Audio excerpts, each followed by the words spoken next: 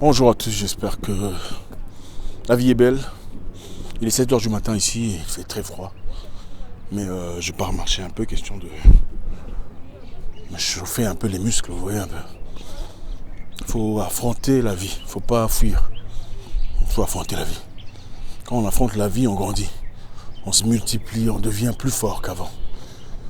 Comme je le dis très souvent, un chien qui grandit loin de ses parents, c'est-à-dire loin de sa mère, un chiot, devient beaucoup plus fort quelques temps plus tard que ses frères ou ses congénères qui sont restés autour de leur maman. Donc il faut affronter la vie. Là où ça fait mal, il faut quelquefois partir.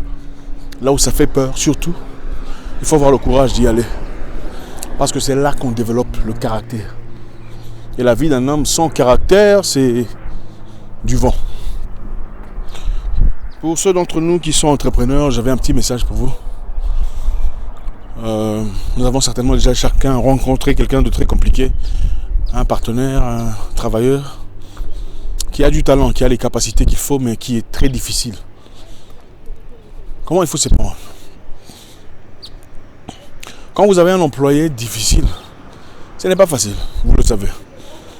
Seulement, vaut mieux avoir quelqu'un de bon caractère que quelqu'un de talentueux. Si vous êtes employeur, il serait mieux d'avoir une personne de bon caractère que quelqu'un de talentueux. Parce que le talent s'apprend. Mais le caractère, par contre, fait partie de la nature humaine, de son éducation depuis son enfance. On peut apprendre à devenir talentueux. On peut apprendre des compétences avec le temps. Avec l'application, l'exercice. Ça s'apprend. Ça pourrait prendre du temps. Je sais que ce n'est pas toujours facile. Quelquefois, on veut déjà une personne capable. Mais peut-être si c'est pour un contrat à court terme, d'accord. Mais si c'est une personne avec qui vous travaillerez pendant très longtemps, ça sera très difficile. J'ai il y a un moment employé une personne, un jeune homme, très talentueux, très capable,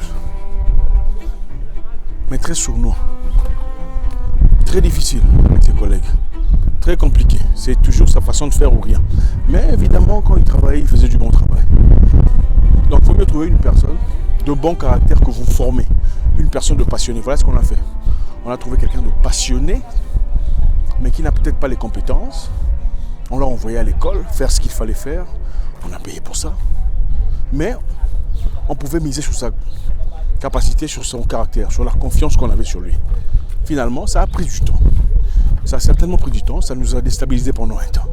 Mais finalement, on a pu avoir une personne d'assez compétente. Peut-être pas aussi compétent que celui-là, jusque-là, mais de très bon caractère. Une personne qui fait ce qu'il a promis de faire, quand il a promis de le faire. Maintenant, si vous êtes un employé et que vous travaillez avec un chef compliqué, il ne faut pas nécessairement partir immédiatement. Voilà la différence. Vous êtes un employé, vous travaillez avec un chef compliqué, ça arrive très souvent, impoli, insolent, irrespectueux. Qu'est-ce qu'il faut faire? Il faut patienter. Pourquoi patienter? Parce que, vous avez besoin de son argent. Deuxièmement, vous avez besoin de sa connaissance. Si vous comptez aussi travailler dans le même domaine. Et ça, c'est aussi valide pour le partenaire, dans le partenaire de travail. Si vous avez un partenaire qui est beaucoup plus fort que vous, qui a plus de connaissances que vous, il faut patienter jusqu'à ce que vous ayez gagné assez de connaissances pour vous libérer, pour aller faire votre travail tout seul. Ou il faut patienter si vous avez un partenaire qui a plus de correspondance, plus de contacts, plus de connexions, plus de réseau que vous. Il faut attendre à acquérir sa connaissance avant de vous lancer, avant d'aller. Beaucoup de personnes commettent l'erreur de partir disant « Ah, je m'en vais, on n'arrive pas à travailler ensemble, d'ailleurs c'est ci, d'ailleurs c'est là, ah, je ne me laisserai pas piétiner, tout le bazar. » C'est très bien. C'est bien d'avoir du caractère. Mais il faut avoir du caractère au moment opportun. Il ne faut pas chercher à avoir du caractère dans le vide. Vous risquez de dormir affamé. Ça, c'est très dangereux. Je vous l'ai dit dans le passé, je vais le dire encore une fois. On ne se moque pas d'une personne qui connaît des choses mieux que vous. En tout cas, s'il est dans le domaine où vous êtes. On ne boude pas quelqu'un qui connaît mieux que vous. Il faut attendre, il faut être patient, il faut lui accorder le temps. de vous apprendre. Il faut vous accorder à vous-même le temps d'apprentissage, de connaître au moins ce qu'il connaît avant de vous lever contre lui. On voit ça très souvent dans les communautés franco-africaines. En tout cas, la communauté franco-africaine a des sérieux problèmes. Les gens sont très orgueilleux. Très orgueilleux, pourquoi? Avec rien derrière. Tu n'as rien, mais tu es très orgueilleux. Non.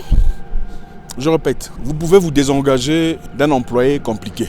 Ça, c'est-à-dire que c'est vous qui êtes le patron et l'employé est compliqué, il est irrespectueux, il est impoli, il est compliqué. Là, vous pouvez dire au revoir. Chercher une personne de moins compétente, mais de bon caractère. Mais si vous êtes un travailleur, ne partez pas parce que le chef est impoli. Vous allez mourir affamé. Vous ne mourrez peut-être pas affamé, mais votre famille sera dans des conditions très difficiles pendant un temps. Si vous êtes en position de faiblesse, attendez pendant un temps. Apprenez. Si vous êtes partenaire et que votre partenaire a les contacts, les compétences, prenez le temps d'avoir ou d'acquérir les connaissances et les compétences. J'ai vu quelqu'un me parler très récemment. C'est un jeune que je soutiens. Il a travaillé avec ses amis. Mais parce que ses amis étaient très impolis ou agressifs à des moments, il a choisi de partir. Mais sans matériel. Le matériel était pour son ami. Et c'est devenu très compliqué. Quand vous n'avez pas de matériel, vous ne partez pas.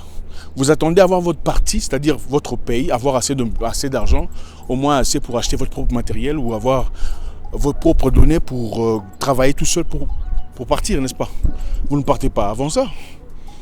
Si vous travaillez avec quelqu'un qui a plus de capacités que vous, il faut patienter. Faites même semblant. Le problème des Noirs francophones ne savent pas faire semblant. Moi je ne fais pas semblant. Moi je suis... Mais $30 en banque. Il faut avoir le temps de faire semblant, d'acquérir la connaissance, être assez intelligent pour finalement progresser et pouvoir travailler tout seul. Pour récapituler très rapidement, c'est pour dire que vous travaillez avec quelqu'un qui a des difficultés de caractère, remplacez-le avec une personne qui a moins de compétences, mais qui a bon caractère. 2. Vous travaillez avec un partenaire qui a plus de connaissances que vous, ou vous regardez une personne qui a plus de connaissances que vous, mais vous n'aimez pas son caractère, ne vous acharnez pas à partir immédiatement. Prenez le temps qu'il faut pour apprendre de lui, pour tricher s'il le faut, jusqu'au moment opportun, jusqu'au moment où il faut pour partir. C'est aussi ça la patience. La grandeur, ce n'est pas seulement la capacité de refuser d'être piétiné. Je répète, la grandeur, ce n'est pas seulement la capacité de refuser d'être piétiné. La grandeur, c'est aussi la capacité d'être patient. De voler sous les radars le temps qu'il faut pour acquérir ce qu'il faut. Merci les amis, j'espère qu'on a appris quelque chose. J'espère vous parler encore très bientôt dans une nouvelle vidéo.